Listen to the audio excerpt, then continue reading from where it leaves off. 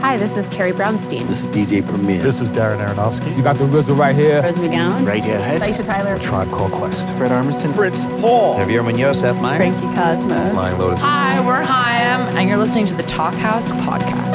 Ow! What's up? What is up? It's your host, Elia Einhorn. Welcome back to the Talk House podcast. On today's show, we feature a conversation between the women responsible for two of 2020's best albums, Bettye LaVette and Phoebe Bridgers.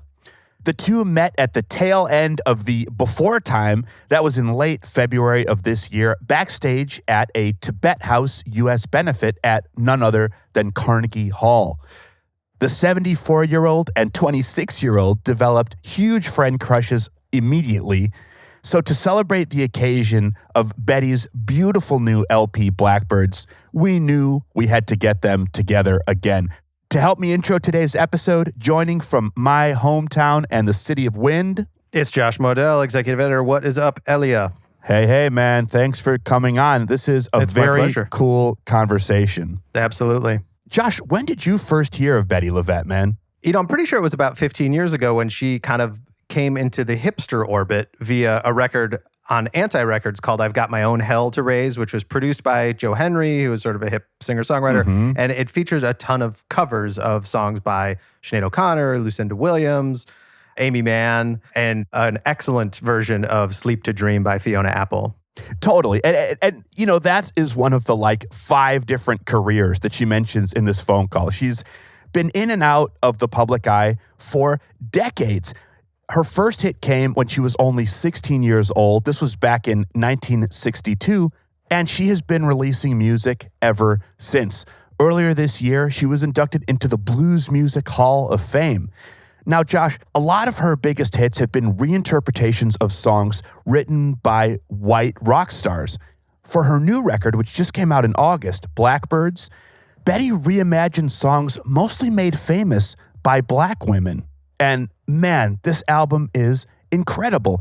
I want to play a track that was originally a Nina Simone joint that Bettye has beautifully reinterpreted, I Hold No Grudge.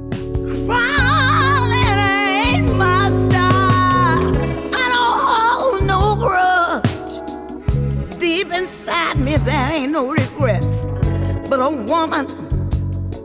I mean, just so powerful, so gorgeous. Josh, can I admit something to you?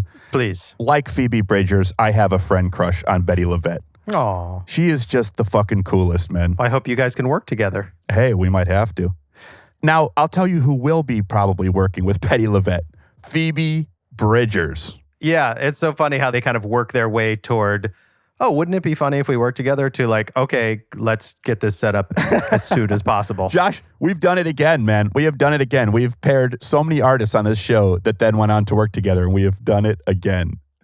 But, you know, Phoebe works with a lot of people. She's, of course, part of 2 supergroups, Better Oblivion Community Center with Connor Oberst, he of Bright Eyes, and Boy Genius with Lucy Dacus and Julian Baker.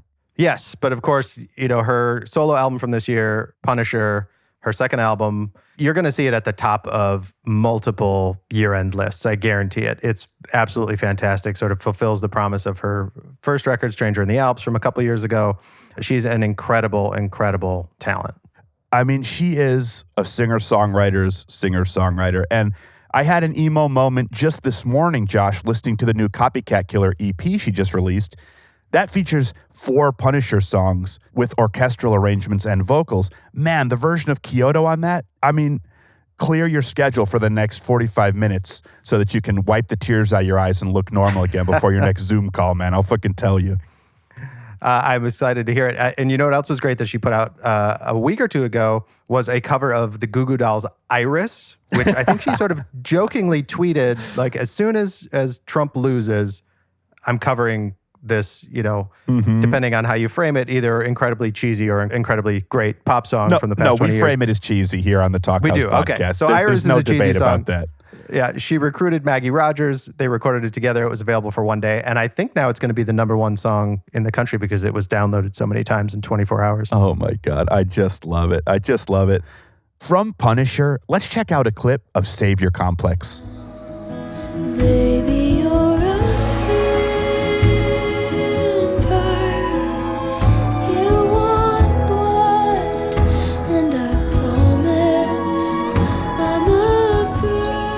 God, man, her music is just transportative. That's a top 2 or top 3 record of 2020 for me, for sure. Amen. You know, it's so cool to hear this conversation between different generations of artists. We get a wonderful overview of a career that Bettye calls tenuous at best. Yeah, she's so funny. I love that. That sounds like the title of a Smith song. Right. They also get pretty deep in songwriting and what profundity in songwriting is. Mm-hmm. And it's interesting because Bettye is not a songwriter. She is, again, a legendary interpreter of songs, whereas Phoebe is both the producer and a songwriter. And it's cool to get those two perspectives. Definitely. They also get into something that was really interesting to hear because we've heard a lot of pain and anguish on episodes of this show this year from artists who have really been affected adversely by the pandemic. And that's not to say that these two have not. They certainly have. But it's nice to hear a silver lining here, some unexpected benefits of promoting a new album during the pandemic. Yeah, they both have such a funny and great attitude about the whole thing. And they're just so obviously having fun talking to each other. They also cover privilege in the music industry. Bettye talks about making Pete Townshend cry, which is awesome. And a great story about Little Stevie Wonder. And we get to hear Phoebe answer Betty's amazing question, what is a Princess Nokia? I love it. Let's roll it, man. Well, this is very much like they did to us in the very beginning. They just put us in a room and closed the door and left us there. Yeah, totally. I know. So we met at Carnegie Hall. Was that your last show? No, my last show was in top of February, the 1st of February, actually. And I've actually been home ever since February. So everything that I've done since then has been done out of my husband's office, which is where I am right now. Yeah, totally. I kind of expanded my bubble. I'm right now sitting where my band lives because I was totally by myself for lockdown, which was hard. But yeah, that Carnegie Hall show is the last time I played for people, which is pretty wild. Really? Yeah. Oh, but you've been doing some virtual shows, right? Yeah, totally. With your band? Yeah, with the band, I've tried to, again, we've done some where, like we did one at the Troubadour where everybody got tested before. It was like a virtual festival called Save Our Stages, so people could donate to save venues. Yeah. What kind of virtual stuff have you done? I did one for the Jazz Foundation, New York Jazz Foundation. Sweet. And one for the Blues Foundation. When I came home in February, I don't know what was supposed to happen the months between then and May, but May, the new CD was to come out. I was to be inducted into the Blues Hall of Fame, and I was to do the New Orleans Jazz and Heritage Festival. And instead, I got a pandemic. Yeah, man. Because they decided to go on and release the new CD, my band and I have done, thank goodness to my wonderful music director, Brett Lucas, he's helped me put some videos together of us doing the things as we would maybe have done them on a promotion tour since we couldn't promote. So we did those few little things and they streamed them. And that kind of at least let you know I was halfway alive. Totally. Yeah, well, I actually like promoting stuff right now because otherwise I feel like I would have no job. I don't know if you feel the same way, but yeah, it was going to be an awesome year. Oh, absolutely. I meant the interviews, everything. You know, we exist by virtue of everyone else. So, you know, doing the interviews and people calling and asking to speak with me and do an interview and me doing the videos and them streaming them, that has really, really been life. Yeah, totally. And I got to do a whole European press tour from the comfort of my house, and those usually drive me crazy, so. I did too. Well, this has been kind of a world press tour. I've been doing interviews with everybody. Well, that's good, except, well, when we get to some country and I don't know what they're saying, and they don't know what I'm saying. Oh my gosh, yeah. Do you ever just make up the question that somebody asked you because you've asked too many times for them to repeat it? So you just pick out. I'll pick out like one or two key words, and I'll just make up a question that may involve those words. I love it. Scotland always. So do you have something out right now? Are you recording or? Yeah, I put something out in June, and so I feel like what you said, we exist at the behest of other people. But yeah, it feels like I don't exist. I turn off my phone. Right. I That turn is off so my phone. pitiful. Isn't that pitiful? It's so That pitiful. we don't exist until the lights come on and everybody applauds. Totally. Well, also, I feel like my social life is built so heavily into music where I hire all Me my too. friends. That I is tour my with my entertainment. friends. Exactly. So now, That is my entertainment. yeah, so I don't even know how to exist at home, honestly. Right. When did you finish Blackbirds? Oh my God! Before it got cold last year, I guess in Totally. September. Yeah, I finished my record in like October. It was supposed to come out in May, and they went on with it. I was very surprised. But then when so many other people started to, I said, well, I guess we can't just freeze everything. We can do what we can do. I mean, and so much stuff is streaming now this whole thing seemed more, I believe is going to get more natural, don't you? Yeah, I do. I also think the records that have come out during this time have such a special place in my heart because it's in such a vacuum and we don't have anything to do except for listen and watch stuff. So yeah, I think it's a cool opportunity to kind of solidify ourselves in a time and place for people. Yeah. How long have you been in the business, Phoebe? Well, I only have 2 solo records, but I've made records with some of my friends. Like I have a band with my friend Connor and I have a band with my friend Lucy and Julian. So I've been, recording music for a long time, but I think I only really got good when I was like 20 and I'm 26. So it really hasn't been that long. You got good when you were 20? Yeah, I think. Gosh, why did it take me till I was 40? Do you really believe that? There's no way. I know it for a fact. I mean, I thought I was good at 16 when the first one came out. As far as I'm concerned, well, that was until a few people slapped me across my ass a few times, trying to run up on the stage behind. I think Big Maybell did the biggest do to me. Well, I think you have been good the whole time. It was a long time, I feel, before I learned how to sing and before it became me as opposed to something I do. It became totally me. This is me. This is no longer what I do. This is me. Totally. And it took a very long time for me to get to that point because as long as it was what I do, I was constantly working on it. And now I don't work on it at all. Since it's me, I just get up and do it. Yeah, that's a really good way to put it. Yeah, I think when I first started writing songs, I think I was trying to sound like other people too. Like I just was kind of a copycat for a long time. And then I don't think that changed. I think I just found more things to copy. So that it was too many things to discern it and, connect it to like my influences.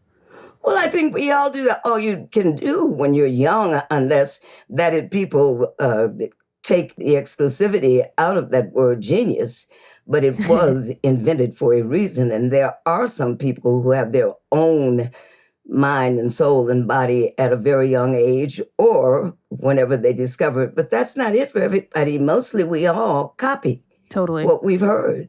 Yeah. Until there's literally no way I'm a genius. I feel like I was trying to be, even interpersonally, I think I was trying to be somebody for a long time without really relaxing. And do you feel like you keep getting better? Like, do you feel like every new record that you make is your new favorite record? Oh, no, not at all. Now, I know how I want them to be. I am not doing a lot of discovering. I pretty much have everything about the way I want it. And as opposed to planning how I'm going to sing something, it's just when I hear it, I just sing it the way it hits me.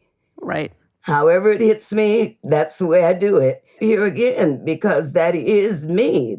It took me a long time to be comfortable with me. I wanted it to be something else or something bigger or something higher or something. I don't know.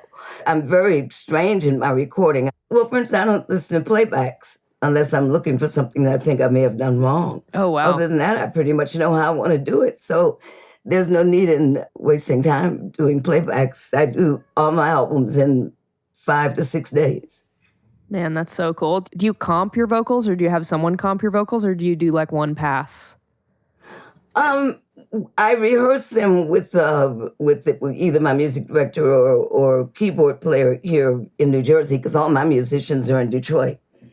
And I, try to see how, if the decisions I've made in my head are good, I'll put those down. Well, I'll give the form of the way I want to sing it. And then we give that to the producer, and he can see how I feel about it. I do that because I want them to immediately, because I do a lot of reinterpretations of songs, I want them to get that original thing out of their head. So I want everybody to hear me do it as soon as possible so they can stop thinking the other way.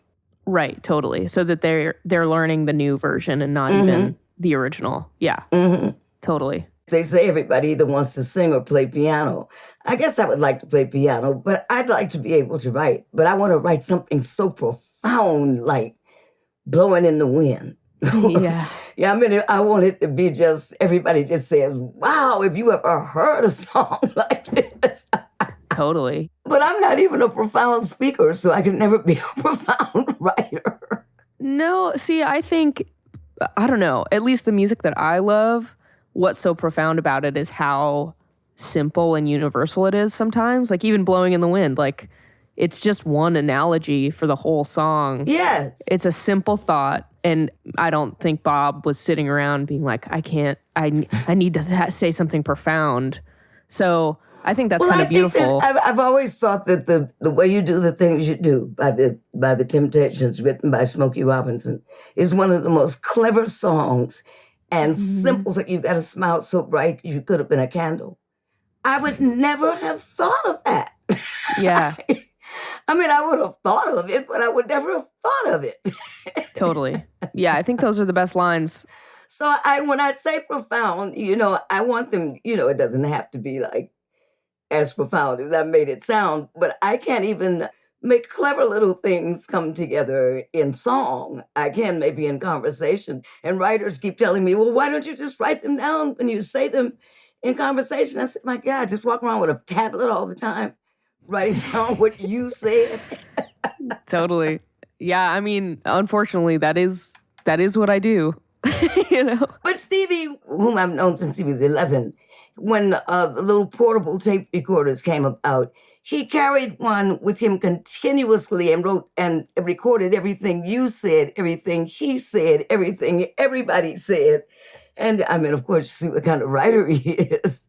That's so cool. But I that's great. I'm so glad you do that, because I need songs. Yeah, it's funny. I think that sometimes I need an editor, like you said, someone says, why don't you write that down? Or, you need to be talking to someone to kind of have profound ideas. And that's why I am surrounded by my friends who I'm like, is this good? And they're like, yeah, totally. Or why don't you write that into a song? I feel like those are my favorite lines, the ones that I don't even know are lyrics. I love it. Yeah, it's cool. So your group of friends, how long they've been your friends forever? Or? Yeah, I went to like an arts high school in downtown LA. So I have friends from that. But my band, I kind of met all around the same time when I was like 19 or 20. And we just played like in a really gnarly rehearsal space every day for like You didn't 2 go to years. Hollywood High, did you? I didn't go to Hollywood High, but I drive by it a lot. Well, I lived right around the corner from it. I always say I lived right around the corner from it. Actually, I cool. starved right around the corner from it. Oh, no. for a couple of years. And I would have to go from my apartment past it to go straight down Sunset to Atlantic. I was sort of with them at the time. Right. And you grew up in Michigan, right? Did you go to New York or LA first? I went to New York first. When I'm talking to young people, I always tell them, don't go to New York or LA unless you've been asked. Unless somebody sends you a round trip ticket, or unless they say, here's a notion.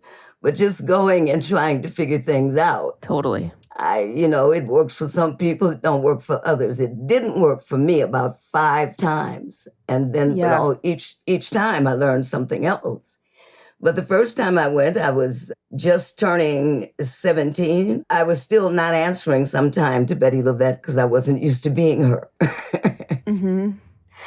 But that was all the things that I had read in magazines about New York. I always knew that was where I wanted to be. And so that was the first place that I had lit out. Yeah. Yeah, that's so cool. But your band is in Michigan, right? Mm-hmm. Well, you know, I haven't been able to have a band all the time. I don't know how much you know about my career, but it's been tenuous at best. So in this last career here, this fifth career, it has been doing pretty well. And I've had pretty much the same band for this whole career. But since Motown left Detroit, the musicians in the city proper suffered so badly. I only hire musicians from Detroit. Yeah, that's so cool. Yeah, I have a lot of friends from there. It's a super cool place. This show is brought to you by Patreon, who ask, creators, are you tired of being paid in clicks and likes? Social media and streaming platforms help people find your work, but getting you paid is another story. With Patreon, you can stop rolling the dice of ad revenue and per-stream payouts and grow your creative career through the direct support of the people who care the most, your fans. Since Patreon is built for creators, not advertisers, you'll skip the middleman and develop a sustainable income source by offering a recurring membership to your fans. In turn, they'll get access to exclusive community, premium content, and the chance to become active participants in the work they love. The creative system is broken. So if you're a podcaster, video maker, musician, writer, illustrator, a creative person of any kind, sign up on patreon.com now. That's patreon.com. And change the way your creativity is valued by building the steady income stream you deserve.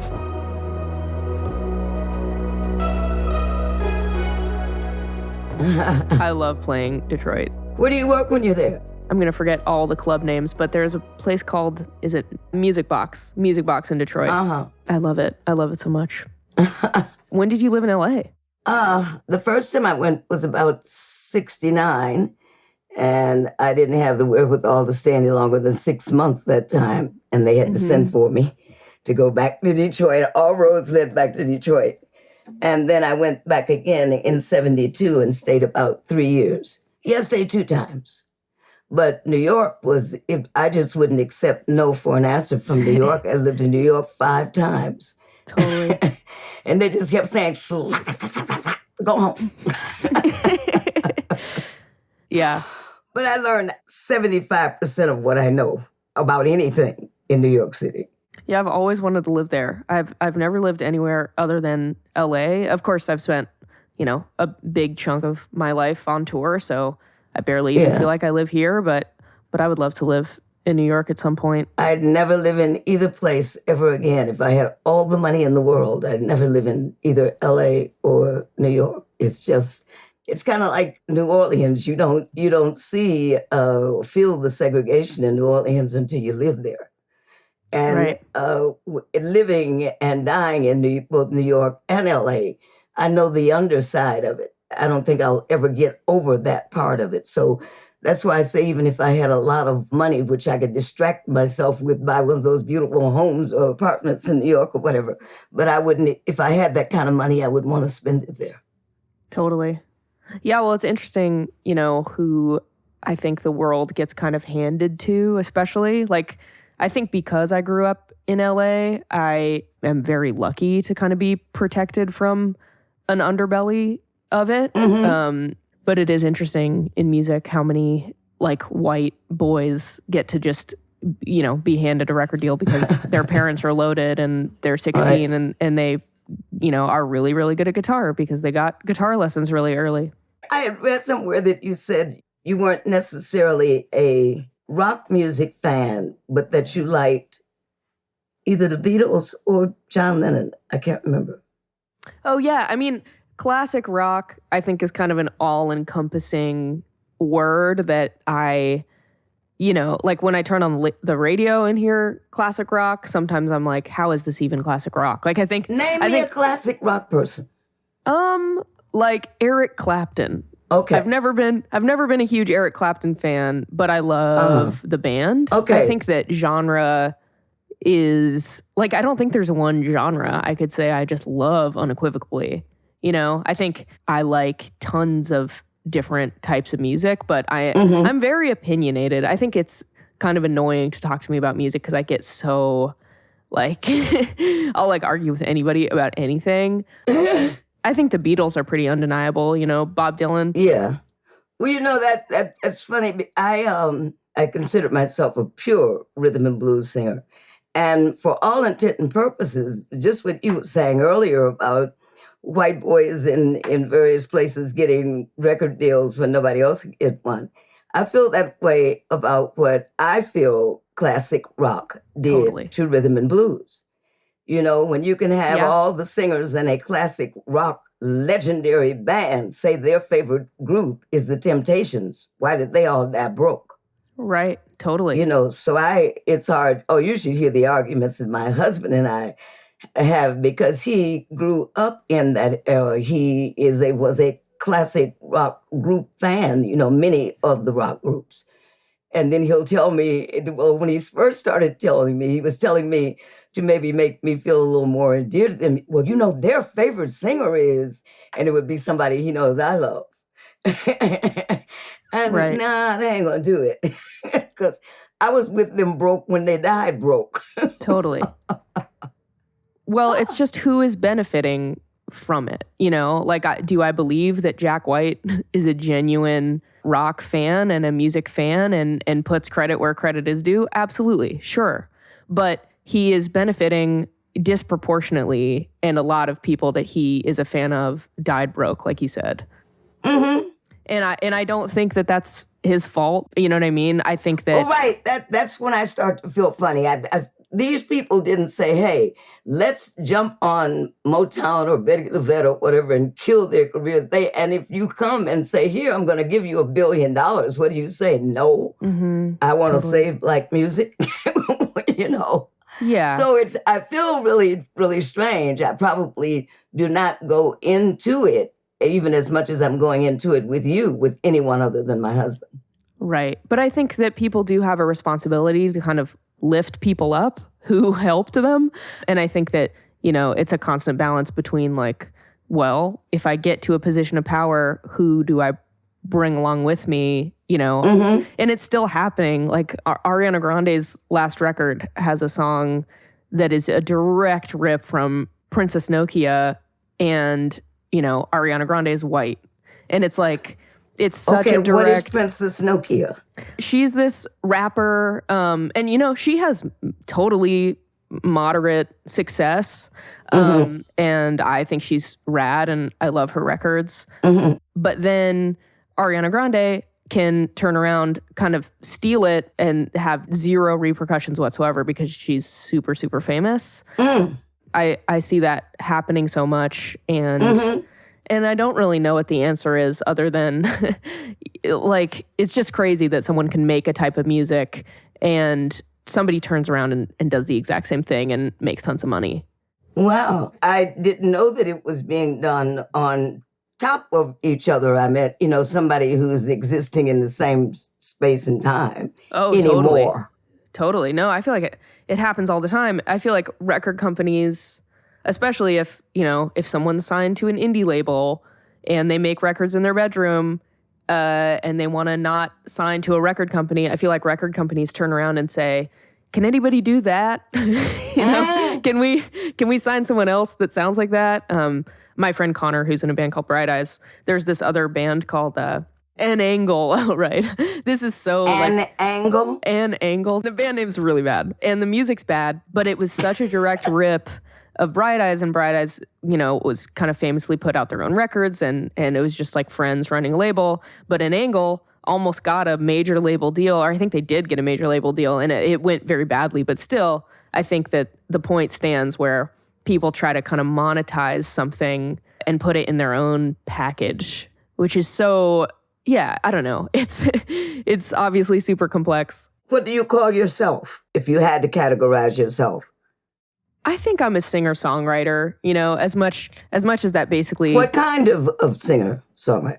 I mean, I don't know. I grew up listening to a lot of like Jackson Browne or Nina Simone, and I think that I kind of fall in line with, I write the song first, and then I say, what kind of package should this go in that's the best for it? And usually I make pretty mellow records. Like I think that I want the vocal to be loud and I want the arrangement to be behind it. So it's a lot of guitar, a lot of piano. I love singing with strings, but it's mostly just about the songs. I love producing and I love production, but I think that it's just kind of like whatever serves the song. So that's why I say singer-songwriter, because I'm like, it's a little bit folk, but then I use synths a lot. One of my favorite instruments, weirdly, is the iPad. My friend Ethan Gruska, who produces my music, he will like sample a guitar and then put it through this weird iPad app, and I love the way it sounds. It's so cheap and rad. Do you think you could produce me? Totally. I would do? love that. I mean, very intimidating, but also I love producing. It's like my favorite thing. That's not. Do you think you could produce me? I mean, I would love to. Do you think the love of it would take you through it?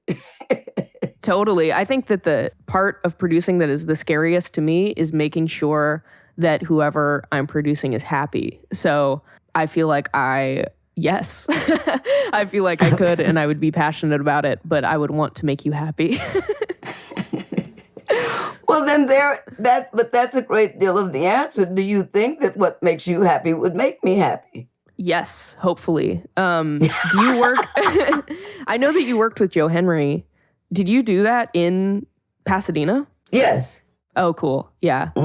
I love all the production on your records. I feel like I'm intimidated, but I think that there's something so sparse about them that I love, and also I feel intimidated by it because, like you said, you practice with a band, and I lean so heavily on editing and I do a lot of deleting, but I love the idea of a record that's just a band playing with a singer. Well, see, that's called making a record.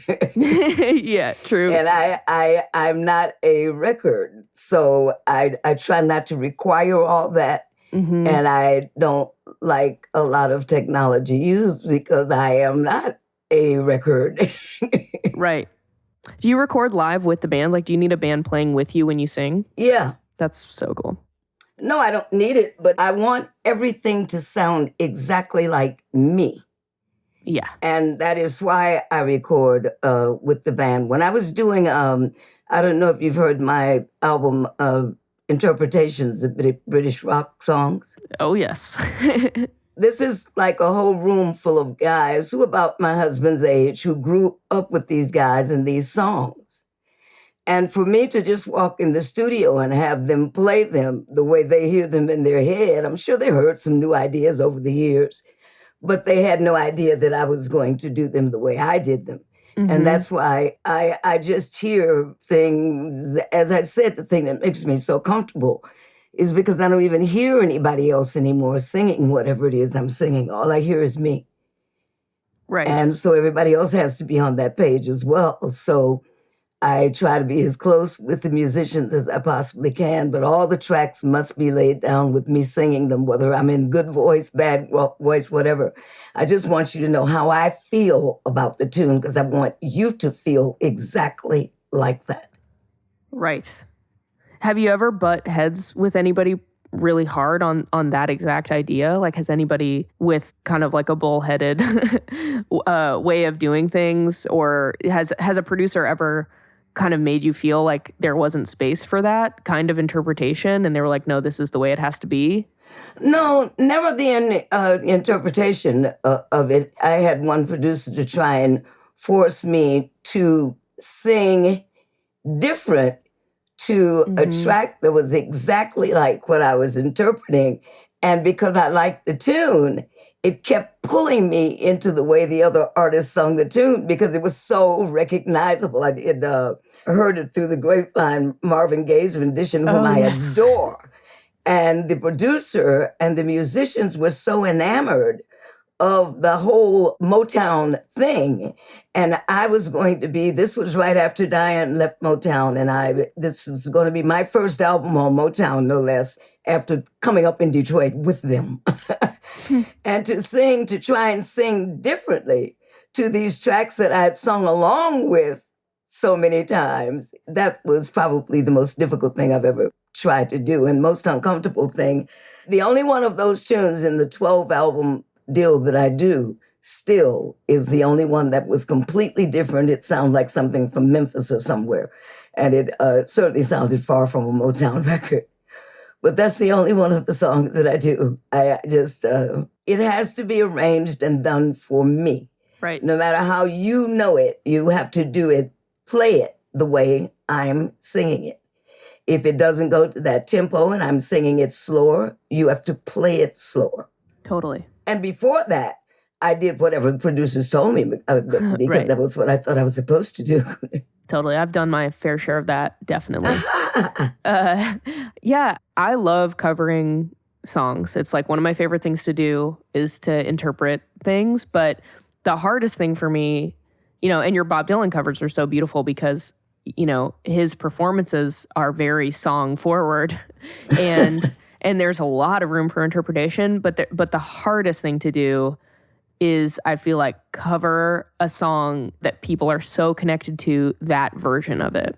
Like a perfect recording. That is so fun to me. Yeah. Yeah. That is so fun to me. Yeah. And especially with the writers that I've had a chance to see. When I saw Pete Townshend cried to my version of Love, Rain, or Me, or had the child that wrote Nights in White Satin write the beautiful thing that he wrote about me, saying he never knew what the song was until he heard me sing it. That is so fun to me. Oh, I love that. Yeah, that's great. That is way, way, way fun.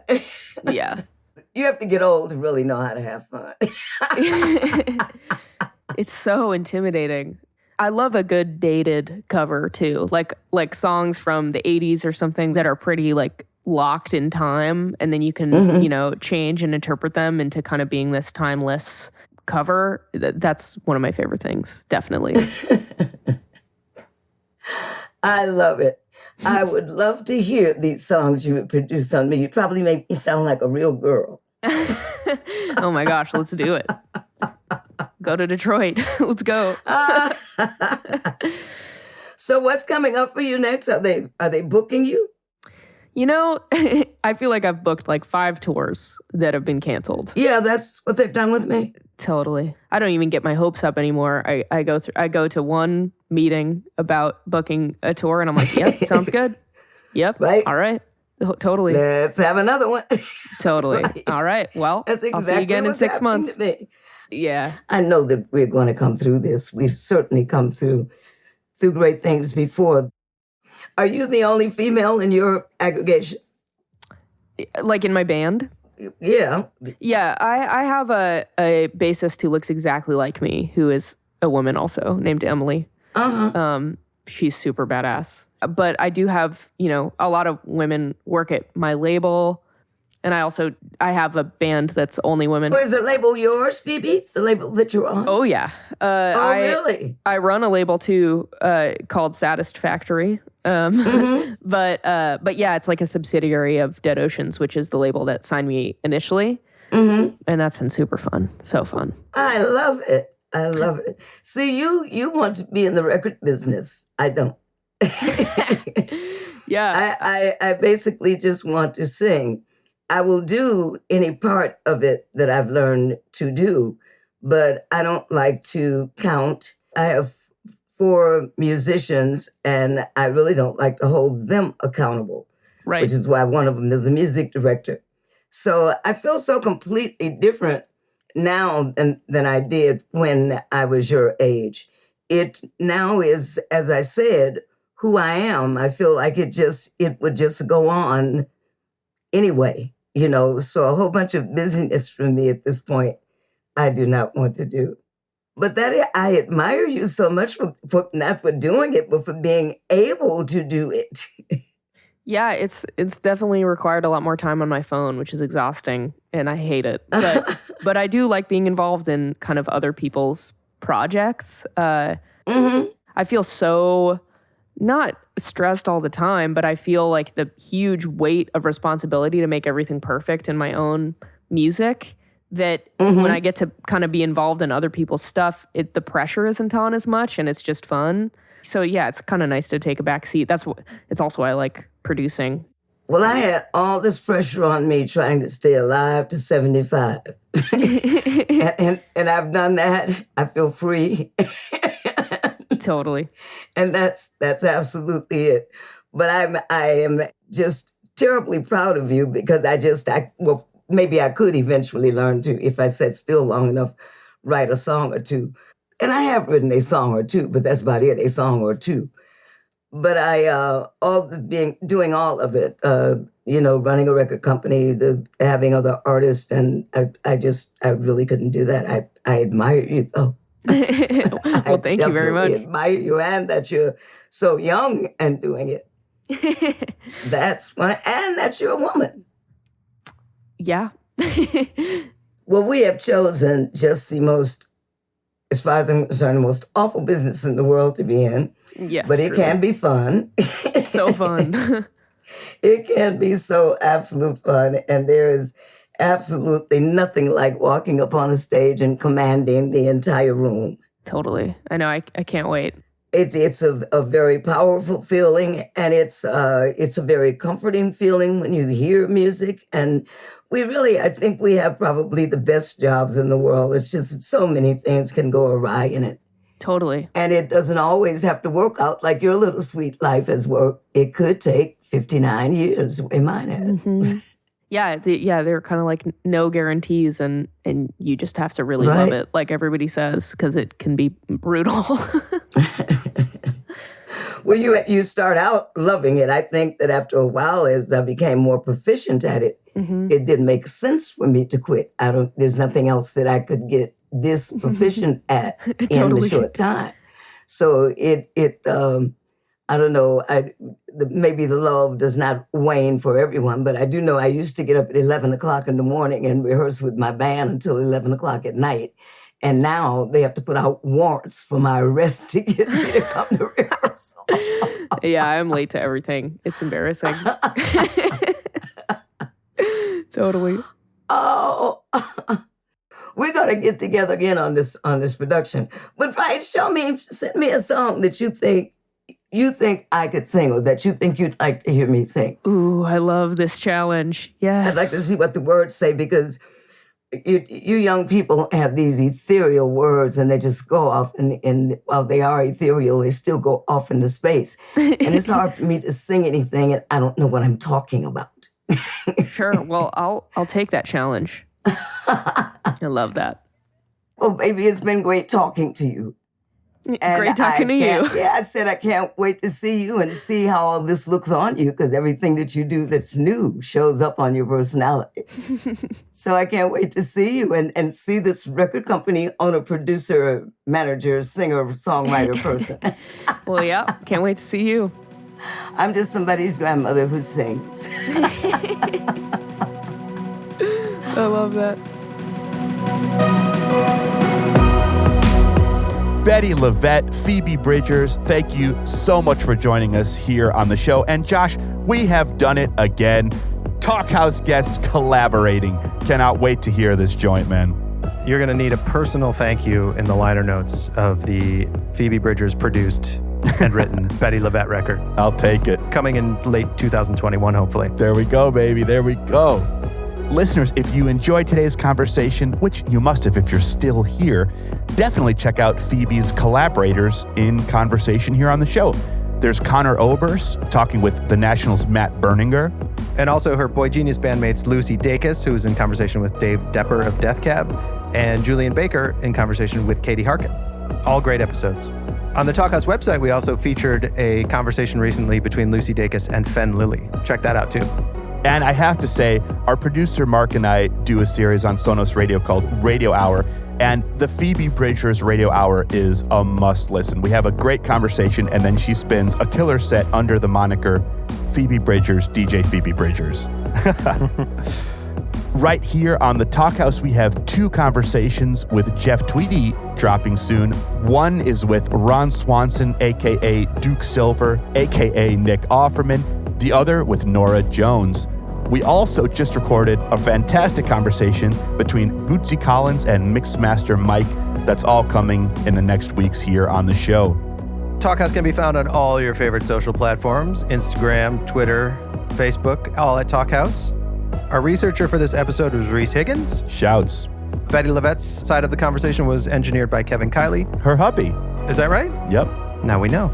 Phoebe's side was recorded by Marshall Vore. Thanks, Marshall. You and I recorded ourselves at home. Hashtag Stay Home Studios. And the whole shebang was produced, of course, as always, by Mark Yoshizumi. He's a great producer of shebangs. The Talkhouse podcast theme song was composed and performed by The Range. Have a happy Turkey Day. Oh yeah, there's turkey. I'm doing tofu. Baby. We're just doing sides. But whatever you do, stay home. Don't spread the vid. Till next week, I'm Elia Einhorn. I'm Josh Modell. Peace. And tofurkey. Oh, Look at us. Knew it.